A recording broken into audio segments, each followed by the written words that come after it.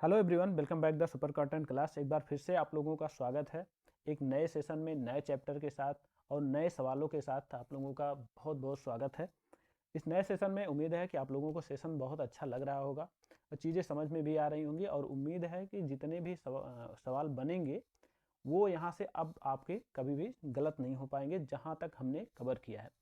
आज का जो सेशन है ये चैप्टर नंबर 3 है। आगे जितने भी चैप्टर हैं उसको भी हम इसी तरह से कवर करते हुए चलेंगे। तो सबसे पहले आपको बता दें कि ये चैप्टर में जब शुरुआत होती है तो वहाँ से जितनी भी चीज़ें किसी चैप्टर के बारे में होती हैं वो सारा का सारा हम एक बार फिर से मेंशन कर लेते हैं, देख भी लेते हैं, और उससे जुड़े जितने भी सवाल बने होते हैं उसको हम आगे देखेंगे। सबसे पहले तो उस चैप्टर के बारे में थोड़ा सा देख लेते हैं। तो आज का जो चैप्टर है वो आप देखेंगे संविधान सभा की समितियां और उनके अध्यक्ष हैं। यहाँ से सवाल बन रहे हैं। तो सबसे पहले हम ये देख लेते हैं कि संविधान सभा की जितनी भी प्रमुख समितियां थीं वो कौन कौन सी थीं और उसके अध्यक्ष जो थे वो कौन कौन थे। साथ में वहाँ पे हम उप समितियों के बारे में भी थोड़ा सा जानकारी लेते रहेंगे। तो चलिए आइए शुरुआत करते हैं। सबसे पहले संविधान सभा की समितियां और उनके अध्यक्ष। तो समितियां देख रहे हैं। पहला जो है आप देखेंगे तो इसमें आपको देखने को मिल जाएगा संघ समिति। संघ समिति आप देख रहे हैं तो आपको देखने को मिल रहा है संघ समिति जो है वो जवाहरलाल नेहरू इसके अध्यक्ष हुआ करते थे। इसके बाद अगर देखेंगे तो नियम समिति आप देखेंगे तो यहाँ पे राजेंद्र प्रसाद इस समिति के अध्यक्ष थे। आगे तीसरी जो समिति थी वहाँ पे आप देखेंगे तो संचालन समिति जो कि राजेंद्र प्रसाद के हाथों में थी। प्रारूप समिति चौथा नंबर है, तो यहाँ पे आप देखेंगे BR अम्बेडकर के हाथों में चौथे जो देख रहे हैं प्रारूप समिति थे। इसके बाद आप देखेंगे पांचवा जो है मौलिक अधिकार एवं अल्पसंख्यक समिति जो है वो सरदार वल्लभ भाई पटेल इसके अध्यक्ष हुए थे।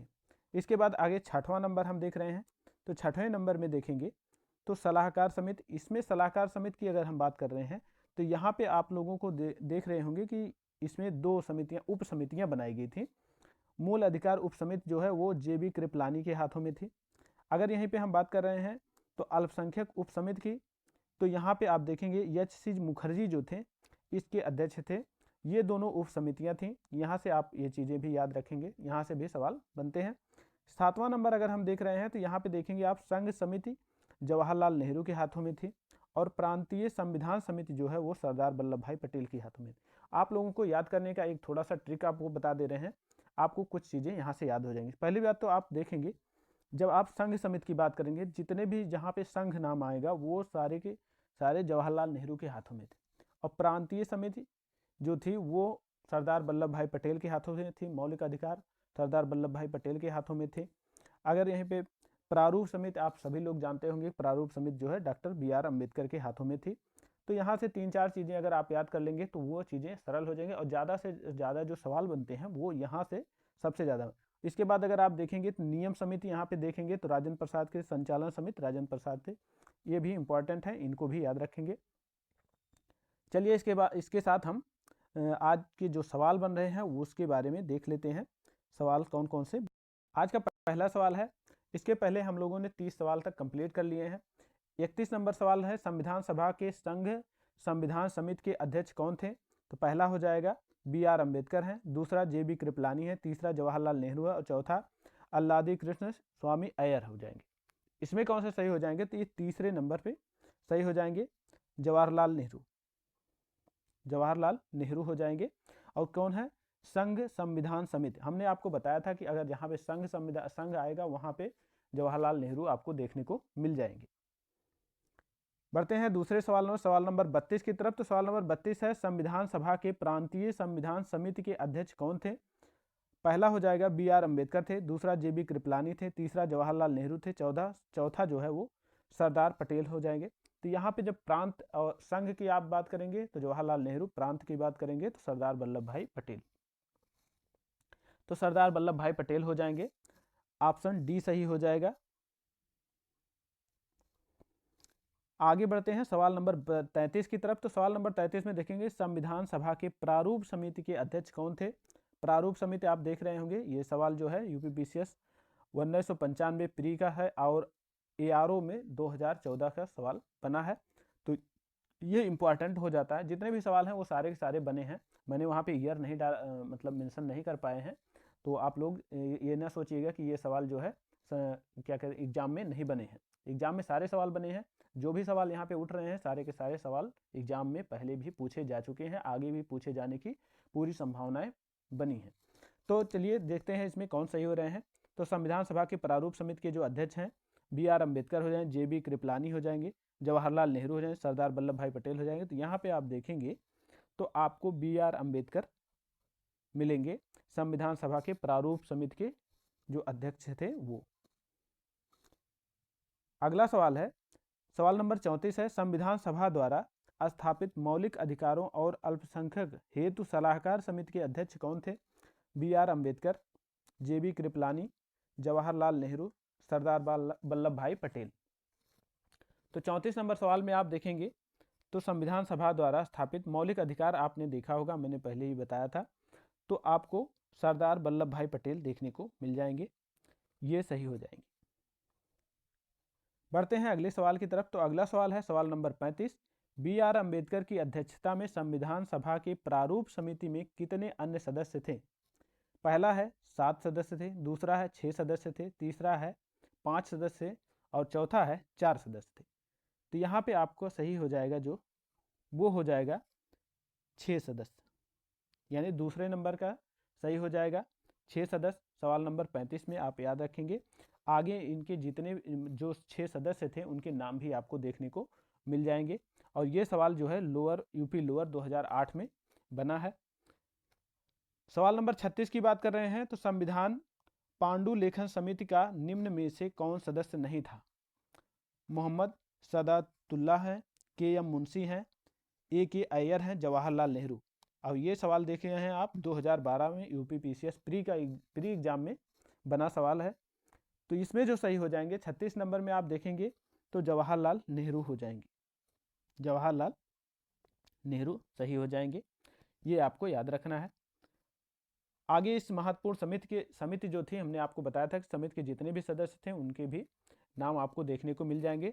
तो यहाँ पे देखेंगे आप, पहले जो थे वो N गोपाला स्वामी एंकर हो जाएंगे, जो 6 समिति थी BR अम्बेडकर के निर्देश में। इसमें दूसरे में देखेंगे तो अल्लादी कृष्ण स्वामी अयंगर हो जाएंगे, तीसरे में देखेंगे तो KM मुंशी हो जाएंगे, चौथा है मोहम्मद सदुतुल्लाह हो जाएंगे और पांचवा हो गया BL मित्र हो जाएंगे और छठे नंबर पे आपको DP खेतान देखने को मिल जाएंगे। तो ये 6 सदस्य थे। इन 6 सदस्यों का नाम आपको जरूर याद रख लेना है, यहाँ से किसी के बारे में भी पूछा जा सकता है कि कौन थे या कौन नहीं थे, ऐसे सवाल बन सकते हैं। अगला है सवाल नंबर 37 में देखेंगे तो संविधान सभा ने BR अम्बेडकर की अध्यक्षता में प्रारूप समिति का गठन कब किया था? पहला हो जाएगा 13 दिसंबर 1946, दूसरा हो जाएगा 22 जनवरी 1947 और तीसरा हो जाएगा 3 जून 1947, चौथा हो जाएगा 29 अगस्त 1947। तो यहाँ पे जो ऑप्शन सही हो रहा है वो हो जाएगा आपका चौथा नंबर 29 अगस्त 1947 को आप देखेंगे तो संविधान सभा में BR अम्बेडकर की अध्यक्षता में प्रारूप समिति का गठन किया गया था। ये चीज जरूर आप याद रखेंगे, प्रारूप समिति का गठन कब किया गया था? तो 29 अगस्त 1947। आगे बढ़ते हैं, सवाल नंबर 38 देखेंगे, संविधान निर्मात्री परिषद की झंडा समिति के अध्यक्ष कौन थे? पहला हो जाएगा C राजगोपालाचारी, दूसरा है डॉक्टर राजेंद्र प्रसाद, तीसरा है JB कृपलानी और चौथा है सरदार वल्लभ भाई पटेल। 1991 में ये सवाल यूपी PCS प्री एग्जाम में बना था। तो यहाँ पे आप देखेंगे तो जो सही हो जाएंगे वो हो जाएंगे डॉक्टर राजेंद्र प्रसाद। कौन है? डॉक्टर राजेंद्र प्रसाद जो है वो झंडा समिति के अध्यक्ष चुने गए थे। यहाँ पे आप लोग जानते होंगे कि डॉक्टर राजेंद्र प्रसाद जो है वो भारत के पहले राष्ट्रपति के रूप में भी चुने गए थे। इसके बाद हम आज के इतने ही सवाल बन पाए थे। सवाल इसलिए कम बने हैं क्योंकि इसके बाद से जो नया चैप्टर शुरू हो रहा है वो आप देख लेंगे तो उनके बारे में आपको जानकारी हो जाएगी, यानी संविधान के स्रोत जो हैं वो कहाँ से संविधान लिया गया है, ये वाला चैप्टर शुरू होने वाला है। तो हमने सोचा था कि आपको पहले इस चैप्टर के बारे में पूरा विधिवत तरीके से बता दें कहाँ से क्या लिया गया है, इसके बाद सवालों की तरफ हम लोग बढ़ेंगे। तो सबसे पहले इसे जान लेते हैं कि क्या चीज़ और किस देश से लिया गया है। तो संविधान के स्रोत आप देख रहे हैं, इसके बाद देखें, सबसे पहले देख लीजिए संविधान का अधिकांश भाग जो है भारत शासन अधिनियम 1935 से लिया गया है। ये चीज़ आपको ज़रूर याद रखना है कि यहाँ से सवाल बहुत ज़्यादा बने हैं, बहुत बार बने हैं कि संविधान का अधिकांश भाग कहाँ से लिया गया है। तो आपको बताना होगा कि भारत शासन अधिनियम 1935 से लिया गया है। सबसे पहले हम देख लेते हैं तो ब्रिटेन के संविधान से क्या क्या चीज़ें ली गई हैं, तो वो देख लेते हैं। तो यहाँ पे आप देखेंगे तो आपको देखने को मिलेगा तो संसदीय शासन पद्धति लिया गया है। इसके बाद आप देखेंगे तो विधि का शासन लिया गया है। तीसरे नंबर पे आप देखेंगे तो मंत्रिमंडल प्रणाली देखने को मिल जाएगी। इसके बाद चौथा नंबर अगर आप देखेंगे तो एकल नागरिकता आपको यहाँ से देखने को मिल जाएगा। पाँचवें में आप देखेंगे तो द्विसदनीय प्रणाली, विधायी प्रक्रिया और सांसदीय विशेषाधिकार आपको यहाँ से देखने को मिलेगा।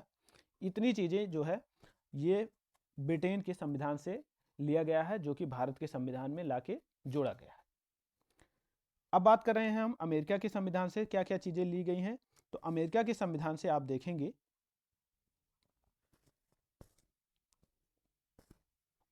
यहाँ से आप देखेंगे तो आपको उद्देशिका का विचार देखने को मिल जाएगा, न्यायिक पुनर्विलोकन अमेरिका से देखने को मिल जाएगा और न्यायपालिका की स्वतंत्रता आपको देखने को मिल जाएगी। मूल अधिकार आपको अमेरिका से देखने को मिलेंगे। उपराष्ट्रपति का पद आपको अमेरिका से देखने को मिल जाएगा और राष्ट्रपति पर महाभियोग की प्रक्रिया अमेरिका से देखने को मिलेगी। उच्च न्यायालय तथा उच्चतम न्यायालय के न्यायाधीशों को हटाने की जो प्रक्रिया है वो आपको अमेरिका से देखने को मिल जाएगी। तो यहाँ से आप देखेंगे तो इतनी चीज़ें आपको अमेरिका के संविधान से प्राप्त हो जाएंगी। यह इतनी चीज़ें आपको याद रखना है, ज़रूर से ज़रूर याद रखना, बहुत ही इंपॉर्टेंट चीज़ें हैं। इसमें से कोई भी चीज़ आपको स्किप नहीं करना है कि जो चीज़ आप न याद करें, क्योंकि सारे जितने भी पॉइंट हैं सबसे सवाल बने हैं और सबसे सवाल बनते रहेंगे। ये चीज़ आपके लिए बहुत ही इंपॉर्टेंट है। आगे बढ़ते हैं, आयरलैंड के संविधान से हम लोग देख लेते हैं कि आयरलैंड के संविधान से क्या क्या चीज़ें ली गई हैं। तो नीति निर्देशक तत्व तो आप देखेंगे आयरलैंड के संविधान से लिया गया है, मोस्ट इंपॉर्टेंट, सबसे ज़्यादा बार पूछा गया है। इसके बाद आप देखेंगे राष्ट्रपति के निर्वाचन जो है वो आयरलैंड के संविधान से लिया गया है। तीसरा है आप देखेंगे निर्वाचन की पद्धति पूरा देख लीजिए, वहाँ से लिया गया है। और राज्यसभा में कुछ सदस्यों का नामांकन जो किया जाता है, जो करते हैं, वो चीज़ें आपको देखने को मिल जाएंगी आयरलैंड के संविधान से लिया गया है। आगे हम बात कर रहे हैं कनाडा की। तो कनाडा में आप देखेंगे यहाँ से क्या क्या चीज़ें ली गई हैं, ये आपको देखने को मिल जाएंगी। कनाडा में आप देखेंगे तो आपको सशक्त केंद्र के साथ संघीय व्यवस्था आपको देखने को मिल जाएगी। इसके बाद देखेंगे तो केंद्र द्वारा राज्यपाल की नियुक्ति ये आपको कनाडा से देखने को मिलेगी। उच्च न्यायालय में परामर्श तथा न्याय निर्णय शक्ति को केंद्र में निहित होना, ये भी आपको कनाडा के संविधान से देखने को मिल जाएगा। अब बात कर रहे हैं यहीं पे ऑस्ट्रेलिया के संविधान से क्या क्या चीज़ें ली गई हैं। तो ऑस्ट्रेलिया के संविधान से आप देखेंगे कि संसद के दोनों सदनों की संयुक्त बैठक जो है वो ऑस्ट्रेलिया के संविधान से लिया गया है। अब संसद के सदनों की संयुक्त बैठक आप देखेंगे तो अनुच्छेद 108 में आपको देखने को मिल जाएगा। इसके बाद देखेंगे तो उद्देशिका की भाषा जो है वो आपको यहाँ से देखने को मिलेगी ऑस्ट्रेलिया से। व्यापार वाणिज्य समागम की स्वतंत्रता आपको ऑस्ट्रेलिया से देखने को मिल जाएगी। इसके बाद समवर्ती सूची आपको ऑस्ट्रेलिया से देखने को मिल जाएगी। सबसे ज़्यादा सवाल यहाँ से बने हैं। समवर्ती सूची कहाँ से लिया गया है, तो ऑस्ट्रेलिया से कई बार, कम से कम 20 बार पूछे जा चुके हैं, ये आप जरूर याद रखेंगे। दूसरा है उद्देशिका की भाषा, ये भी आपको सवाल में देखने को मिल जाएगा। आगे बात कर रहे हैं हम जापान की। तो जापान में आप देखेंगे जापान से क्या क्या चीज़ें ली गई हैं, ये हम देख लेते हैं एक बार। जापान से आप देखेंगे तो विधि द्वारा स्थापित प्रक्रिया आपको जापान से देखने को मिल जाएगी। इसके बाद अगर हम बात कर रहे हैं दक्षिण अफ्रीका से, तो दक्षिण अफ्रीका से संविधान संशोधन की व्यवस्था तथा राज्यसभा के सदस्यों के निर्वाचन की जो व्यवस्था थी वो आपको दक्षिण अफ्रीका के संविधान से देखने को मिलेगा। इसके बाद हम सोवियत संघ की बात कर रहे हैं। सोवियत संघ मतलब यानी कि रूस की बात कर रहे हैं, वहाँ से क्या लिया गया है, रूस के संविधान से। तो रूस के संविधान से जो चीज़ें ली गई हैं वो आप देख लीजिए क्या क्या चीज़ें ली गई हैं। तो मूल कर्तव्य में प्रस्तावना में आप देखेंगे तो न्याय जो था वो लिया गया था। अब मूल कर्तव्य में भी जो है आप न्याय की बात देखेंगे और प्रस्तावना में भी आप न्याय की बात देखेंगे। और तीसरी जगह अगर आप देखते हैं कि न्याय की बात, तो आपको डीपीएसपी में देखने को मिल जाएगी। यानी सामाजिक, आर्थिक एवं राजनीतिक न्याय की बात आप प्रस्तावना में भी देखने को पाएंगे और नीति निर्देशक तत्व में देखने को पाएंगे, और जो मौलिक कर्तव्य हैं वहाँ पे आपको देखने को मिल जाएगी। तो आपको ये चीज़ें तो याद रखना ही है। मतलब मतलब सामाजिक, आर्थिक, राजनीतिक न्याय, अगर न्याय की बात करें कि ये चीज़ें किस किस जगह पे देखने को मिलती हैं, तो आपको बताना है कि जो है पहला तो आप देखेंगे उद्देशिका में देखने को मिल जाती है, प्रस्तावना में। दूसरा आप देखेंगे तो आपको डीपीएसपी में देखने को मिल जाता है। और तीसरा आप अगर देखेंगे यानी राज्य की नीति निर्देशक तत्व, और तीसरा अगर देखेंगे तो मौलिक कर्तव्य में देखने को मिल जाता है। तो यहाँ से आपको ये चीज़ें जानकारी मिल गई होगी। उम्मीद है आप लोगों को चीज़ें समझ में आई होंगी, याद भी हुए होंगे। तो आप लोग इस चीज़ों को याद रखेंगे। यहाँ से आगे अगला सवाल जो बनेगा वो यहाँ से सारी सवाल बनते जाएंगे। तो ये सवाल जो बनेंगे वो हम लोग अगले सेशन में देखेंगे। और यहाँ आज का सेशन यहीं पे समाप्त हो रहा है। तब तक के लिए नमस्कार, जय हिंद।